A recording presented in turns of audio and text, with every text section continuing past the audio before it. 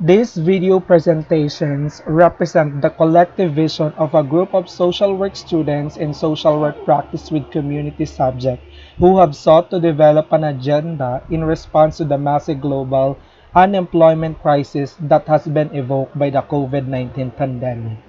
The agenda includes exploring how this unemployment crisis may differ from previous unemployment periods, examining the nature of the grief evoked by the parallel loss of work and loss of life, examining the inequality that underlies the disproportionate impact of the crisis on poor and working class communities, developing a framework for evidences-based intervention for unemployed individuals, and examining the work-family interface and unemployment among youth. Due to pandemic, we were not able to do this physically in order to secure our safety. Virtual role-playing, on the other hand, will be used in this presentation.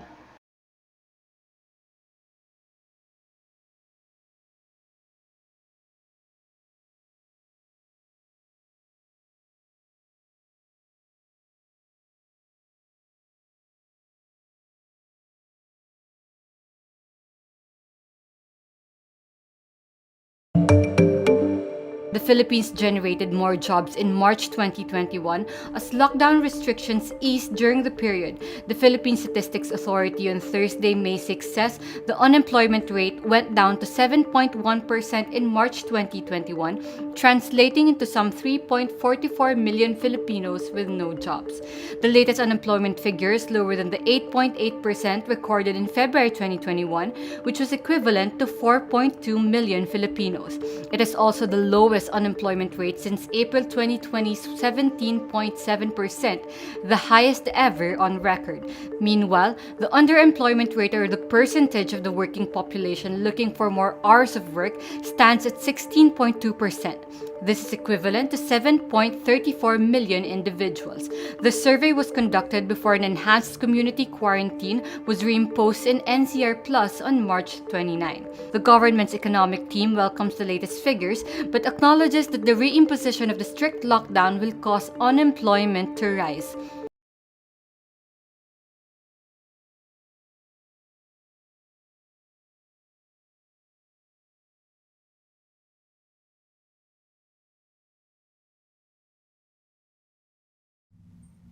Good morning, sir. I'm Marjorie Estrella, Barangay Chairman of Barangay May Pag-asa. I'm glad to see you here. What can I do for you, sir? Thank you so much, Miss Marjorie. Good morning. I am Hassan Ali, a registered social worker. I am the one who assigned to be work in your community, and I am formally here to ask permission to communicate to those people who are living in the Barangay May Pag-asa. I am willing to stay in your community to conduct a different interview about the problem in order to provide your social services as soon as possible. Thank you so much for asking your concern, sir. I'm glad to hear that. So please contact Marlene Manila, who owns an apartment where you can stay when you entering our community. You can stay as long as you can. That depends on your task. She provides all of your basic needs, and all of that is provided by our government. Okay po ma'am, no worries. I will just leave an email to communicate with her. Okay, Sir Ali. If you have needs some more, don't hesitate to say. Actually ma'am, I am planning to be in Barangay May Pag-asa next week. Anyway, thank you so much ma'am for helping me, for giving me an opportunity to enter in your community for my task. This is a great help for me to process my work as a social worker. Thank you so much ma'am. You're welcome, Sir Ali. Keep safe and good luck to your task. Upon staying at Barangay May Pag-asa for almost 1 week, I've seen a lot of disequilibrium aspect. Nakita ko yung mga tao paano mamuhay during the pandemic. People are suffering kung paano sila makahanap ng pagkakakitaan nila. All of the people here are really affected by this crisis. Yung iba napapaluha kasi hindi nila alam kung saan sila kukuha ng makakain nila sa buong araw. And I had talked one of the resident in Barangay May Pag-asa. Kitang-kita ko rin sa mga mata nila yung hirap na pinagdadaanan nila during this pandemic. But still, lumalaban sila sa hamon ng buhay. I also observe na sobrang saya nila nang dumating yung relief galing sa national government, yung relief tax. Sobrang saya nila, like yung iba nag-uunahan na lumabas sa bahay nila kasi nga ilalagay yung relief sa labas lang ng bahay nila. And hindi mapintay sa mukha nila yung saya kasi nga merong relief na dumating sa kanila. And yung isang nakausap ko, upon giving the relief, sabi niya, napapaluha siya, sabi niya, sobrang saya niya dahil may makakain na sila sa loob ng 4 na araw. Ganun sila kasaya. Overall observation, I saw how they suffered during this pandemic, especially people who lost their job. People are experienced to be paranoid because of this crisis. Napapatanong sila sa sarili nila kung kailan talaga itong matatapos pandemya na to.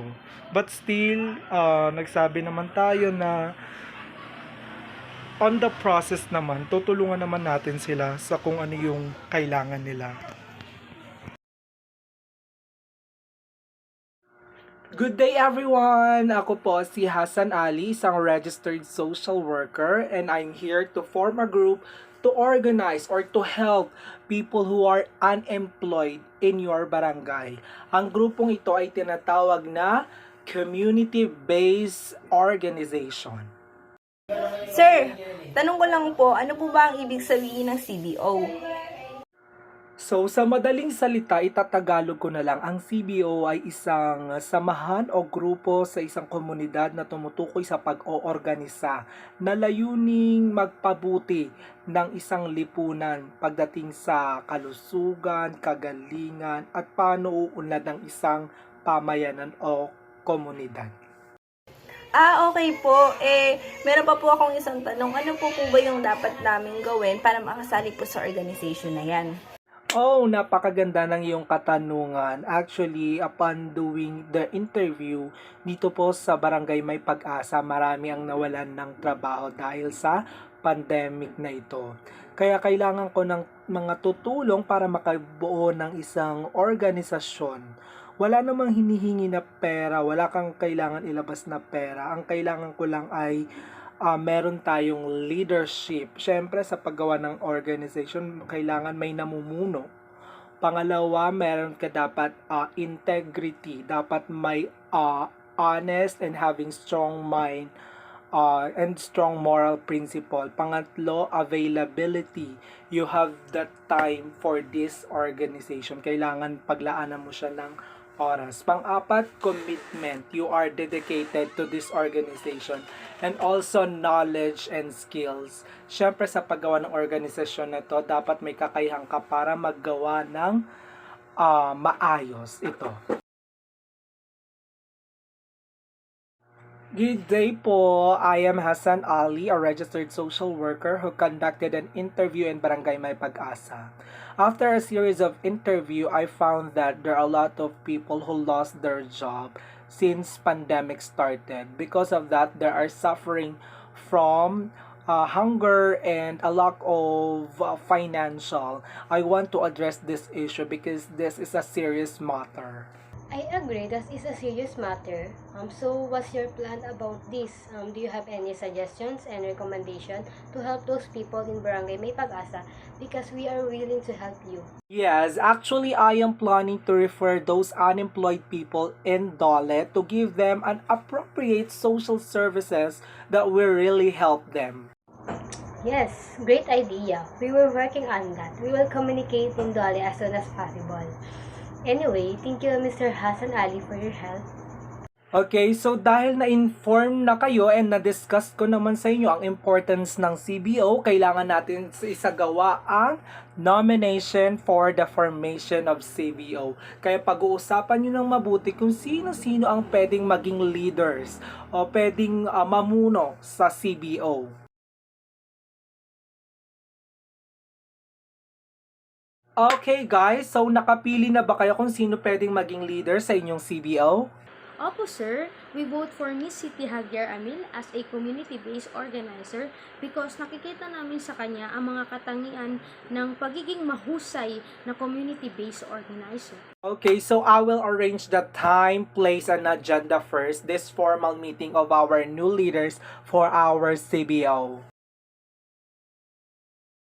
Anyway, sir, do you have any suggestions na pwedeng maging CBO that have a basic skills like facilitating in community meeting, recording of minutes of the meeting, research and data gathering, monitoring and evaluation, communication skills, management skills, financial skills, and lastly, have at least a knowledge to make a project proposal? Actually, may kilala akong tao na mayroong skills na hinahanap mo. I will introduce her to you if you want. Okay, so I will set a date to meet her and to know if she really qualified of being a part of CBO. Okay, so I will give her number to you and then ikaw na bahala makipag-contact. Okay, thank you so much po. Okay, you're welcome. Hello, good day. I am the social worker and nirecommend ka sa akin ni Miss Leslie Oftana from the local government unit na maging CBO. She mentioned that you have the skills na hinahanap ko bilang isang CBO and I want to ask if you are willing to be a CBO? Yes, I'm willing and it's a good opportunity for me and sa tingin ko magandang experience din yan para sa akin. Okay, Miss City Hagyar Amil, I am looking forward to work with you. Again, thank you so much, Miss City Hagyar Amil. You're welcome, Mr. Hassan Ali. Okay, good day everyone. Our agenda for this meeting is magkakaroon tayo ng formation and election of members of the participatory committee. Okay, so para saan ba yung participatory? Okay, yung participatory committee, ito yung needs and resources na gagawin nating project which is sa mga unemployed sa barangay May Pag-asa and paano masusolusyonan. And our community organizer which is si Hassan Ali, ang ating registered social worker, ang tutulong or magga-guide kung paano ang step-by-step process sa gagawin nating project proposal. Okay, thank you so much. So today I will discuss our project proposals. So, mag-share screen ako, ipapakita ko sa inyo ang ating project proposal. So, nakikita nyo na ba? Guys? Yes. Okay. So, we have project title entitled LGU's Provision of Social Services to Unemployed Individuals and Family with Low Income. Of course, nakafocus tayo sa unemployed ng Barangay May Pag-asa. So, in terms of rationale, as you can see, sinabi lang dyan kung ano yung problema na tinutukoy natin, which is yung unemployed. Dahil nga doon sa pandemic na nangyari. So, isisend ko na lang sa email ninyo para mabasa nyo talaga yung buong project proposal. So, let's proceed. Dito, we have two columns, age range, and number of unemployed individuals. So, from 0 to 3 years old, we have 46 individuals. So, 4 to 6 years old, we have 32 individuals, unemployed individuals. Sa 7 to 24 years old, we have 29 individuals. And sa 25 to 59 years old, we have 112 individuals. And sa 60 years old and above, we have 4. So, as you can see, assuming that there are 223 individuals who lost their job during the pandemic. So, sinabi din dyan, commonly people in Barangay May Pag-asa are independent person. Household head are commonly tricycle drivers, construction workers, and vendors. So, next column, as you can see, yung mga monthly income ng bawat pamilya. So, sa 500 to 1,000 pesos monthly income, we have 11 families. So, 1,001 to 2,000, we have 14 families. Sa 2,001 and 2 to 3,000, we have 19 families, and sa 3,001 to 4,000, we have 10 families. 4,001 to 5,000, we have 6 families, and sa 5,000 and above, meron tayong 4 families. So, as you can see there, assuming that this is monthly income was surveyed last 2019 without pandemic. So, nag-start nga ang COVID is 2020 ng March. So, as you can see, ayan yung income nila nung wala pang pandemic. So, next. So, ano nga ba yung objective ng ating project proposal? So, this project aims to help individuals, groups, and community. We also aim to focus on vulnerable one. So, pag sinabi natin vulnerable one, which is yung mga nasa laylayan, yun sinasabi nila sa laylayan, and nakafocus tayo sa mga unemployed. So, with the help of DSWD and Department of Labor and Unemployment, they will be given different services that can help for them to sustain and survive this pandemic. So, ayun yung main objective natin. So, nakalagay din dyan with this project, they could see other ways to sustain their living. They will ensure basic services and protection should be given to those vulnerable people, sabi ko nga. And lastly, they will develop such policies that could help people to be more productive. So sa number 4, we have project activities. These are the programs and services na ibibigay natin sa kanila. We have 5 columns. Livelihood projects, activities, specific time, person involved, and expected output. So sa una, we have livelihood assistance. Of course, we'll be given 5,000 in cash. So sa activities natin, we will be going to conduct a survey or interview, and of course yung sa home visit to know kung sino nga ba yung pwede or qualified sa 5,000 cash. So specific time, 9 a.m. onwards. Of course, we need to observe health protocols.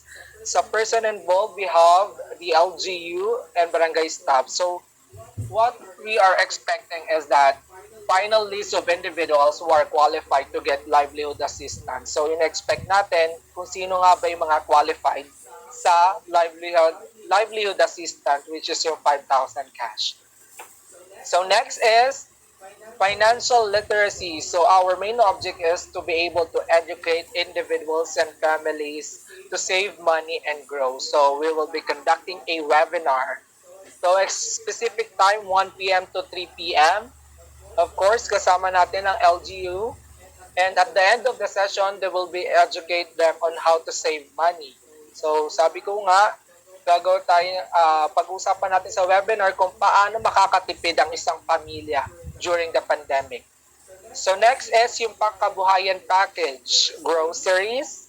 Of course, yung sa groceries na yon, we have rice, canned goods, instant noodles, vitamins, health kit, and etc. So we'll be conducting a survey.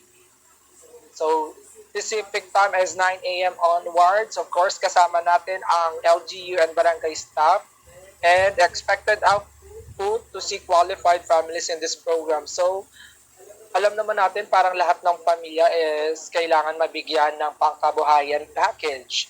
So next is skills training. Our main objective is to be able to utilize their strengths. Of course, di ba maraming na wala na trabaho. So, titignan natin kung ano ba yung mga strengths and weaknesses nila. We will be conducting a webinar, face-to-face interaction, but we need to observe health protocols.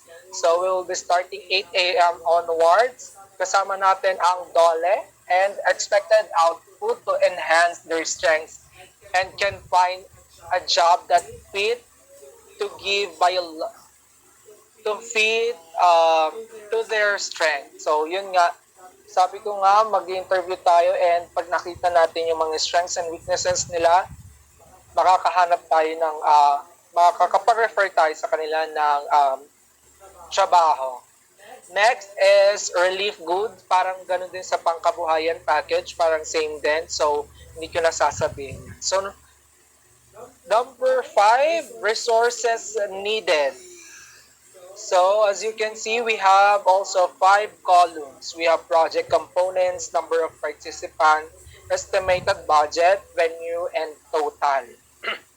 So sa first is first social services is for livelihood assistance. We have 5,000 in cash. Of course, kasama dun sa project na yon, we'll be printing some documents and papers, and of course, food for volunteers and staff. So hindi naman pwede na hindi natin sila pakainin. So number of participants, we have 64 families. Kasi nga 64 families sa may barangay may pag-asa. Estimated budget, of course, 5,000 times 64 kasi we have 64 families is equal to 320,000, and for printing documents and papers we have 500, and food for volunteers we have 500. So sa venue, maghanap pa tayo ng venue kung saan yung available, and kasama natin ang DSWD. Total sa first project, we have 321,000. Next is for financial literacy. Of course, we will be giving flyers, printing documents, and papers. Siyempre, maraming mga papers yun, including yung flyers. Next is yung certificates. And of course, yung guest speaker natin. Alam nga naman, wala tayong guest speaker. We have 100 individuals divided into two sessions kasi nga pandemic. So, 50-50 muna. So, sa budget natin, we have 500, 1,000, and 1,500.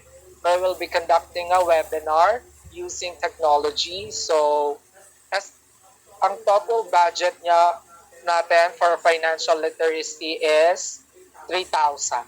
Next is yung pangkabuhayan package. Groceries worth 1,000 per family, including rice, sabi ko nga kanina, canned good, instant noodles, snacks, vitamins, and etc. We have 64 qualified families. So 7,000 times 64. I'm sorry, parang may mali. So, i-adjust na lang natin. We have 448,000. Of course, kailangan house-to-house yon.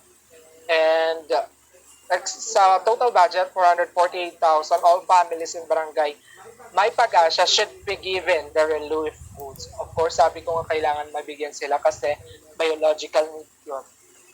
So, next is skills training. Of course, we have educator, flyers, printing papers and documents, certificate, and of course, yung job salary if they are qualified. So we have 94 individuals, 1,000 for educators, 500 for flyers, certificate 500, and yung sa job salary if they are qualified, 8,000 per cut-off. So we will be conducting webinar, and of course, kung may face-to-face, we will be assigning a venue together with DOLE. So as you can see, total budget 2,000 sa skills and training. If all individuals were qualified, total budget is 1,504,000. So, as you can see here, number of families, we have 64 families. Number of individuals, 223 individuals. Overall total expenses, we have 2,278,000. Of course, sabi ko nga sa inyo, with the help of Department of Labor and Employment and barangays, staff, yung sa LGO, we were able to distribute the social services. At doon nagtatapos ang ating presentation of project proposals. So, yon. Okay, thank you for the great presentation, Mr. Hassan Ali. Thank you so much. After this, we need to gather data or conduct a survey in the barangay. Then I will assign all of you kung sino ang magkakandak ng data gathering or survey sa barangay. Maraming salamat sa pagpapakinig ng ating project proposal. So, see you the Thank Thank you next so meeting. much. you. See you. Thank you See so there. much. Thank you so much. Keep safe. Good morning, Miss City Hagyar Amil and Miss Marjorie Estrella. Thank you for coming to our meeting this morning. Good morning. Good morning, everyone. What is our meeting about today? Thank you for coming. Base sa na-present kong project proposal, magiging possible ito at magiging maganda ang pag-process para sa Barangay May Pag-asa kapag meron tayong planning committee na handang tumulong sa atin. Yes, kaya kakailanganin talaga natin ang action plan. Don't worry about that. Ako ang mag-a-assign ng mga maaaring makatulong sa atin katulad na lang ng mga barangay staff. Thank you. Kailangan din mag-participate ang mga residents ng Barangay May Pag-asa dahil napakahalaga sa action plan nito para masolusyonan ang mga problema at para mabigyan sila ng mga social services na kailangan nila.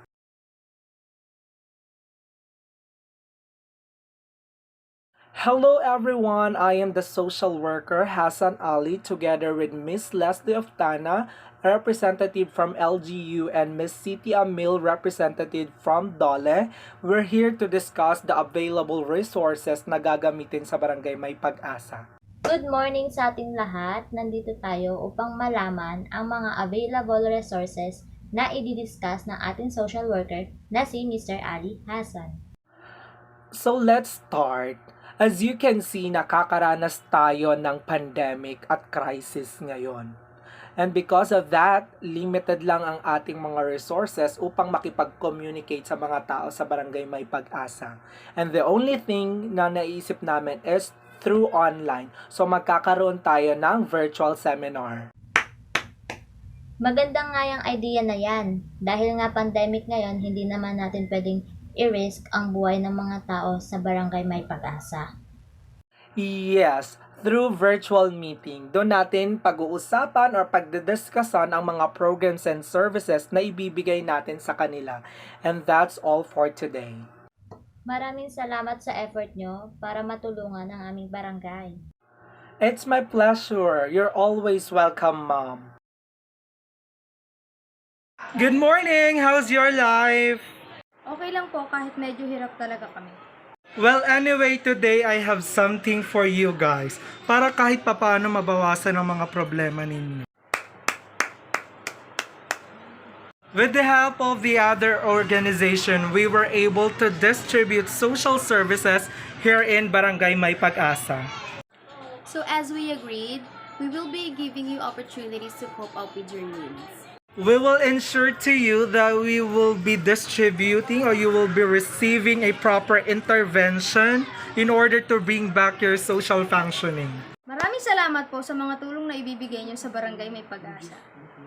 Due to pandemic, the national government will give livelihood assistance to all families here in Barangay May Pag-asa. Every family will be given 5,000 in cash to survive during this pandemic. Additional, we will be having an online seminar talking financial literacy para maging aware kayo and malaman nyo paano gumastos at para makatimid during this pandemic. Actually, the main objective is to be able to educate individuals and families to save money and grow. Another social service that we will be giving to you is skills training to be able to utilize your strengths. Actually, the national government are also sending their help. In fact, they will be giving a relief goods and pangkabuhayan package in order to sustain the everyday life of people in Barangay May Pag-asa. They will be receiving a 5 kilos of rice, canned goods, noodles, vitamins, and etc. Maraming salamat po. Good afternoon and thank you so much for all the great people who helped me upon this project, upon this task. Our barangay chairman, CBO leaders, CBO groups, LGU, and other representative. This project implementation is not possible kung hindi dahil sa tulong nyo na maka-enter ako sa Barangay May Pag-asa. It's my pleasure na ikaw ang naging community organizer sa aming barangay. I have an important announcement. For a month of working and implementing services in Barangay May Pag-asa, sad to say, I was about to leave the community. Thank you, Mr. Hassan Ali. We all know that this will happen, and I really understand that community-based organization enables to grow gradually, develop into a matured, self-governing, and self-reliant association independent. So that means, as a CBO member, we should assume more responsibilities, right? Yes, exactly. But as a community organizer, I am still leading, managing, facilitating, and coordinating to develop activities through the help of the CBO leader and CBO group. I know all of you and the organization becomes independent and self-reliant. Actually, I really expect this week I am living in Barangay May Pag-asa. Thank you so much. It's a great experience for me to work with you and this beautiful barangay. Thank you so much sa inyong lahat.